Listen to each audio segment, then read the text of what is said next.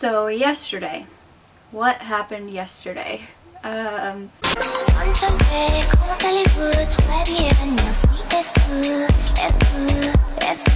people don't vlog the bad stuff about van life.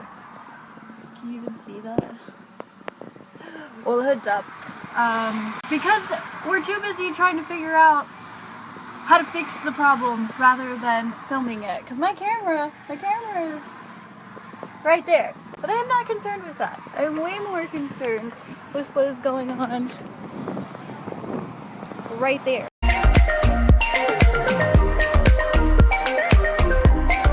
So yeah, basically the plan was to just go to AutoZone because I needed a pick so that way I could take the door panels off of the two front doors so that way I could dynamat them.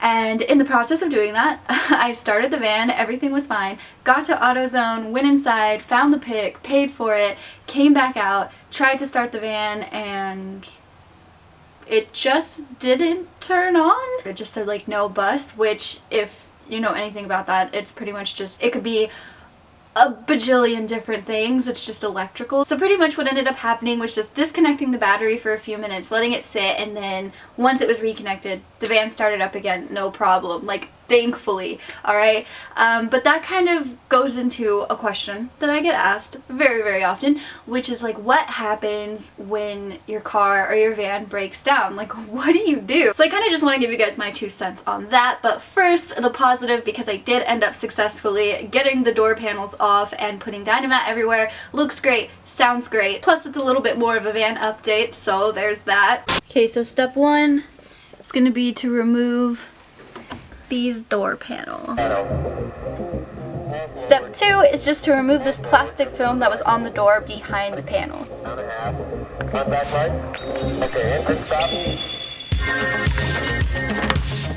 Step 3 is to clean them.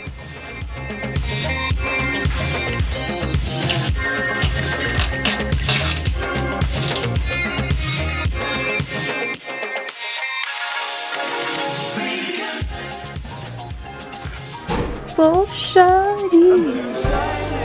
Watch me dazzle like a diamond in the rough. Strut my stuff is so shiny. Step 4 is going to be to clean the actual panels. Next, I'm going to apply some Dynamat.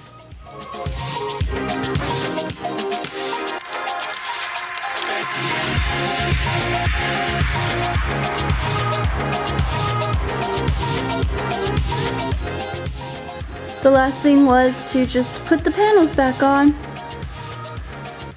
See how it sounds. Okay, and then so for like, what do you do when your vehicle breaks down or needs to be worked on while you're living in it? I mean, honestly, it's the same thing as anything else. Like, you just do whatever you have to do. Like, you improvise. And as I like kind of said in the Snapchat thing, it's like, one thing I think that a lot of people get criticized for is showing the positive stuff of living in a van or living in a car or living in an RV, whatever. And I mean, because there is a lot of good to it, but I mean, it's like naturally there's bad stuff too, and I think the majority of the reason that people don't show it is because they're too busy like in the moment trying to figure it out, like to handle the actual problem, rather than like, oh, let me film this because it'll be like a learning experience for somebody else or like entertainment for somebody else, which, true, especially when it comes to the learning stuff, could be really beneficial. But it's like, I get very overwhelmed sometimes when some of that stuff happens, so rather than thinking like, oh, I should film this right now, it's like, bro, I'm low-key just trying to figure out what the heck is going on and how I'm gonna get myself out of this situation. So I have been very fortunate in the sense that like I haven't just broken down on the road, and that was one of the things that was really, you know, on my mind when I first got this vehicle. Because of like the price range that I was looking at, I knew that it was going to have to be an older vehicle, so it was really important to me that although it was going to be older, I wanted it to be reliable. And I, like I said, very fortunate. I lucked out. Like, this van has been, for the most part, it's been pretty awesome, but it is old, so it comes with like its fair share of problems, and that's been really interesting to deal with. So like I said, I haven't just you know, been driving and all of a sudden it like stalled on me or something. You know, I didn't just break down 100 miles from the nearest town or anything like that.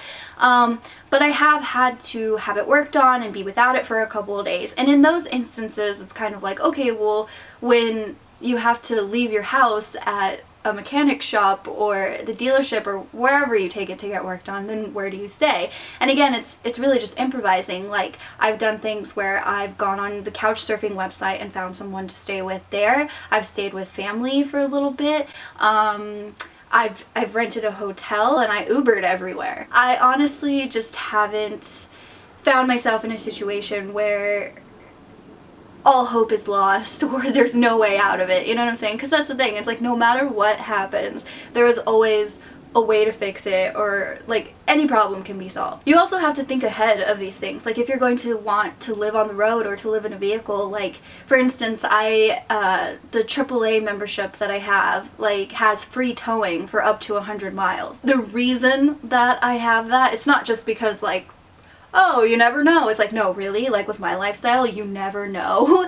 So I feel like that's something that's kind of a necessity. So like good insurance and having, you know, them have like the car rental on your insurance, things like that is just, it's really important to think ahead and plan for these things to happen, because whether you have a new vehicle or an old vehicle, eventually it's gonna happen, and I'm not gonna lie, it's gonna suck. But it's part of the adventure. I, again, have been very, very lucky, and I haven't, ever since I've been living in a car, since 2014, in all 3 of the vehicles that I've lived in, I have not had any accidents. Like, no one has hit me, and I have hit nobody else or anything. A lot of that has to do with the fact that, like, I purposely drive a lot more careful now, like, since I've been living in vehicles than I did previously, because of the fact that I'm like, whoa bro, this is like my house, nothing can happen to it. But even if like I'm the most careful driver in the world, that doesn't mean that like nobody's ever gonna hit me. So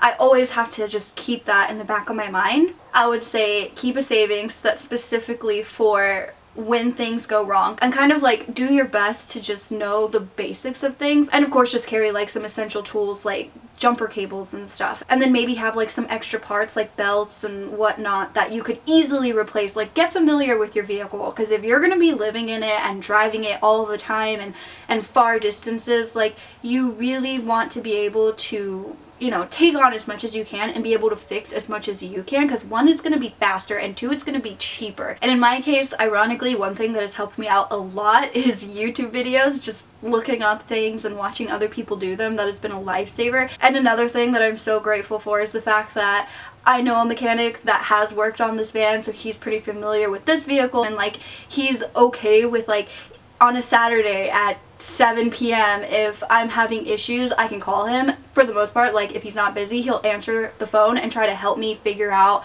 like what's going on. And I have a few people in my family that are mechanics or have been mechanics or whatever, so like I said, I'm so grateful for that, and luckily I have that. So that has been a big help, because there are so many times where honestly, if I didn't have them to call and walk me through something, I might have ended up spending a lot more money than I needed to. So honestly, that's basically it. Every situation is different. Just do your best, improvise, be smart, plan ahead. Yeah, hope you guys enjoyed this video, and I'll see you guys next time.